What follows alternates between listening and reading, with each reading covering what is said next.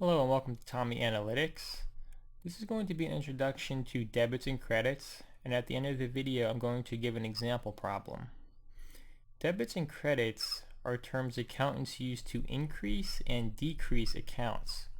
Important to keep in mind is that the concept of debits and credits have absolutely nothing to do with the way they are used in banking. In accounting, we have many different accounts. Some accounts are increased by a debit, while others may be decreased with a debit. Other accounts may be increased with a credit or decreased with a credit. The nature in which we debit or credit an account depends on the type of account we are dealing with. Debits and credits are simply used to increase and decrease accounts. In a T account, debits literally means the left side, while credits means the right side. For example, the cash T account is classified as an asset account and appears on the balance sheet. It does not appear on the income statement. It's very important to keep in mind which accounts appear on which statements throughout your studies of accounting. In a business that is running smoothly, we use the term normal balance. Whenever cash comes into the business, we debit cash, effectively increasing it. Debiting cash increases the account while crediting it decreases it. The normal balance for the cash account is a debit balance. Debits increase any other account that is classified as an asset. Other accounts that increase with a debit having a normal debit balance are expense accounts. Expense accounts appear on the income statement, not the balance sheet. When the business incurs expenses, it must debit the respective expense account. Expense accounts are what we refer to as nominal or temporary accounts because we close them out at the end of the accounting period. Another important account that increases with a debit is the dividend account. When a company pays a cash dividend, they must debit the account. The dividend account is also a temporary or a nominal account because it is closed out at the end of the accounting period. Over here where we have cash, cash is not closed out at the end of the accounting period, so we refer to the cash account as a permanent or otherwise known as a real account. Now regarding credits, here I have a revenue T account, and for this account we increase it by crediting it. So for example, let's say an auto mechanic shop provides service labor for $800.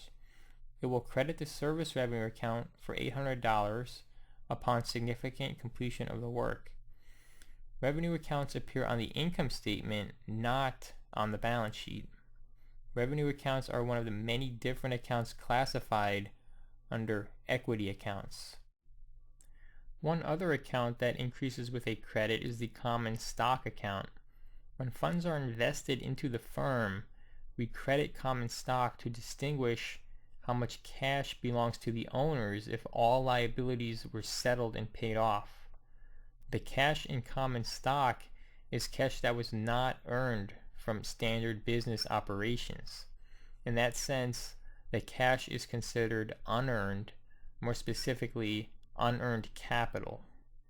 Now whether an account increases with a debit or a credit is something you just get used to over time. The more you work with these accounts throughout your studies of accounting, the more second nature this idea will become. These accounts here are classified under one of the three parts of the accounting equation. They're either classified under assets, liabilities, or equity. The cash account is always classified under assets. The expense, revenue, dividends, and common stock accounts are always classified under equity.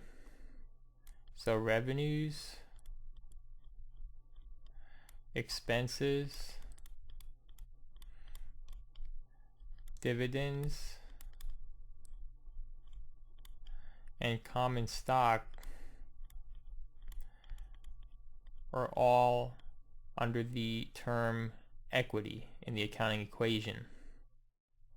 Now what I want to do is an example to tie these concepts together. So we're going to assume that we're starting an automotive service / repair business and that it is in our first month of operations. Now please keep in mind that these numbers are made up. So for our first transaction, which takes place on January 1st, 2017, say that we invest $50,000 of cash into the business in exchange for common stock. To record this transaction, we record it in the General Journal, or otherwise known as the Book of Original Entry, and we date it, and we said that we invested $50,000 of cash, so we have to increase the cash account by debiting it, and what that does is it also increases the common stock account, and we credit common stock to increase it. Now in the journal, we debit an account by left indenting it, and we recognize the credit by crediting it with a right indentation. So it's going to be a debit of $50,000 cash and a credit of $50,000 to increase the common stock account. Now we'll say on January 7th, 2017, the company purchases equipment, which is an asset, and they do not pay with cash, but rather they pay on credit. So in this case, they incur an accounts payable, which we'll abbreviate AP. We'll say the equipment costs $15,000. So we increase equipment by debiting it for $15,000, and we increase accounts payable by crediting it $15,000. And then we'll say on January 8th, 2017, the company purchases supplies for $5,000. So we debit supplies $5,000. And in this case, we'll say that they did not pay on credit, but that they paid with cash. So cash, we have to decrease the cash account, so we credit cash $5,000. Now let's assume on January 20th, 2017, the company performs service on a vehicle. So let's also say that they did not receive cash from the customer, but that they're getting paid on credit. So instead of cash, we do accounts receivable, abbreviated AR. So we increase the asset, which is accounts receivable. We debit it to increase it, and we credit what's called service revenue. That increases the revenue account. We'll say that the amount was $3,000. Going further, on January 27th, 2017, the company incurs a rent expense. They have to pay their monthly rent. So they have to increase the rent expense account by debiting it and say that they pay in cash instead of on credit. So they have to decrease the cash account by crediting it. And we'll say that that rent expense amount is $1,500. And then the credit to cash for $1,500.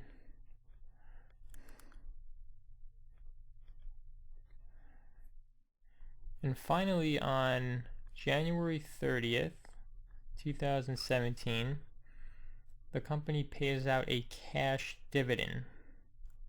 So they have to debit the dividend account to increase it. And then what they do is they have to decrease the cash account by crediting it. And we'll say that that cash dividend is $800.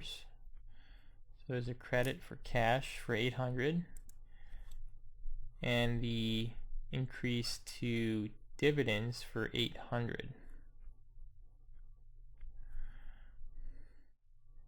Now after we journalize the transactions in the journal, we have to post the amounts to the respective key accounts in what we call the general ledger.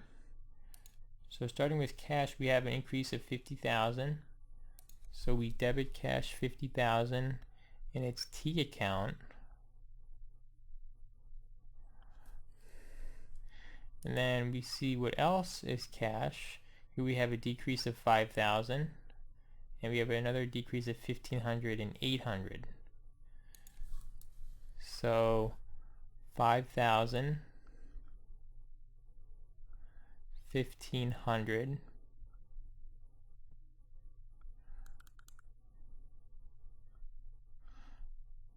and $800. We then need to find the ending balance of cash. So we start with the $50,000 normal balance, and we subtract the $5,000, the $1,500, and the $800 to get an ending balance of $42,700. The same concept applies to all of the other accounts. We just find what the debits and the credits are, and then we take those amounts and we post them to the T accounts. And just to be more clear about the debits and credits in this journal, the debits are here on the left for the left indentation, and the credits are here on the right for the right indentation. Now looking back at this screen, I just want to add some other accounts to demonstrate another idea. For liabilities, we added accounts payable, abbreviated AP, and there's also equipment and supplies and accounts receivable, which are all assets. So equipment, supplies, and accounts receivable, abbreviated AR. So as you can see, the different accounts are classified under three broad categories, either assets, liabilities, or equity. Now just to recap, debits and credits are what we use to increase and decrease accounts. Accounts are classified under three broad categories, either assets, liabilities, or equity. When we have transactions that take place in a business, what we do is we record those transactions in what's called the journal, and then those amounts from the journal are carried over and posted to the respective T accounts, in which we then calculate the ending balances for each account. And one of the most important things that you must make sure of in all of accounting is that the debits equals the credits. So let's take, for example, this single entry on January 1st. It's a single entry because there's only one account being debited and one account being credited. The total amount of debits in that entry must equal the total amount of credits in the entry. If you have any questions or comments, please post below, and thank you for watching.